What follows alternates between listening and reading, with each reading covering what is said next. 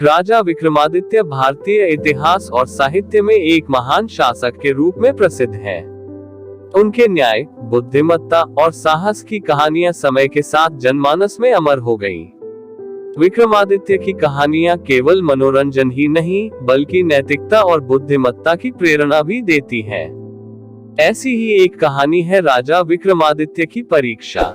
यह कहानी हमें यह सिखाती है कि धैर्य, न्याय और विवेक से हर समस्या का समाधान किया जा सकता है। मालवा के राजा विक्रमादित्य अपनी प्रजा के प्रति न्यायप्रिय और धर्मनिष्ठ राजा थे। उनकी प्रजा सुखी और समृद्ध थी।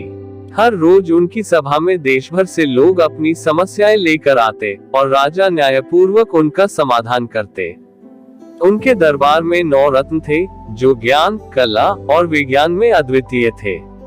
एक दिन राजा को यह जानने की उत्सुकता हुई कि क्या वे सचमुच अपने ज्ञान और न्याय के लिए योग्य हैं। यह विचार उनके मन में आया कि अगर वे किसी कठिन परीक्षा से गुजरे तो वे अपने वास्तविक सामर्थ्य को जान पाएंगे। संयोग से उसी समय उनकी परीक्षा लेने एक रहस्यमय साधु उनके दरबार में आया।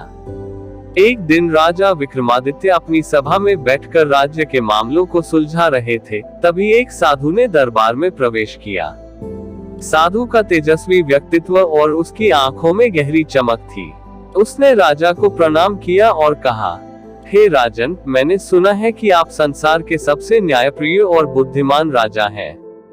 लेकिन क्या आप सच में इस उपाधि के योग्य हैं? राजा विक्रमादित्य ने विनम्रता पूर्वक उत्तर दिया, महात्मन, यह निर्णय तो आप जैसे ज्ञानी और महान आत्माएं ही कर सकती हैं। मैं आपकी परीक्षा के लिए तैयार हूँ।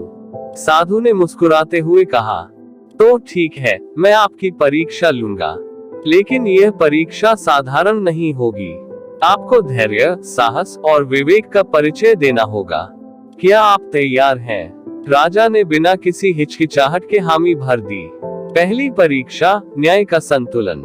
साधु ने राजा को पहली परीक्षा के रूप में एक चुनौती दी। उसने राजा को एक अजीब समस्या के समाधान के लिए बुलाया।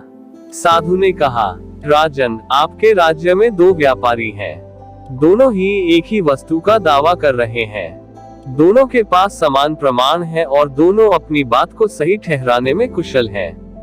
आपको तय करना होगा कि वस्तु का असली मालिक कौन है। राजा ने दोनों व्यापारियों को बुलाया और उनकी बात ध्यान से सुनी। दोनों के तर्क इतने मजबूत थे कि सही और गलत का पता लगाना कठिन हो गया। राजा ने सोचा और फिर कहा, मैं इस वस्तु को आधा आधा कर दोनों में बांट देता हूँ। यह सबसे उचित समाधान होगा। पहला व्यापारी खुश हो गया, लेकिन दूसरा व्यापारी उदास होकर बोला, हे राजन, यह वस्तु मुझे न दे, इसे पहले व्यापारी को दे दे। मैं इसे टूटते हुए नहीं देख सकता। यह सुनते ही राजा ने समझ लिया कि दूसरा व्यापारी ही असली मालिक है, क्योंकि उसने वस्तु के लिए अपनी स्वार्थ को त्याग दिया।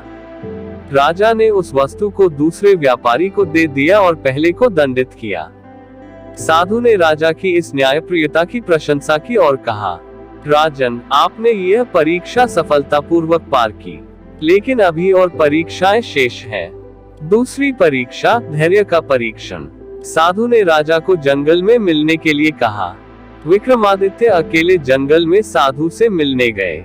वहां साधु ने राजा को एक पेड़ के नीचे बैठने को कहा और कहा, अब आपको धैर्य का परिचय देना होगा।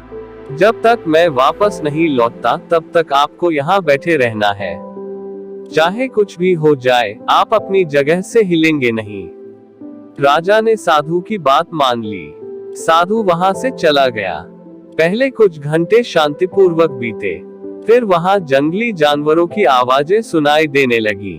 कभी शेर की गर्जना तो कभी भालू के पगचिन, लेकिन राजा अपनी जगह से हिले नहीं। अचानक वहां काले बादल छा गए और मूसलधार बारिश शुरू हो गई। राजा पूरी तरह भीग गए, लेकिन धैर्यपूर्वक अपनी जगह बैठे रहे।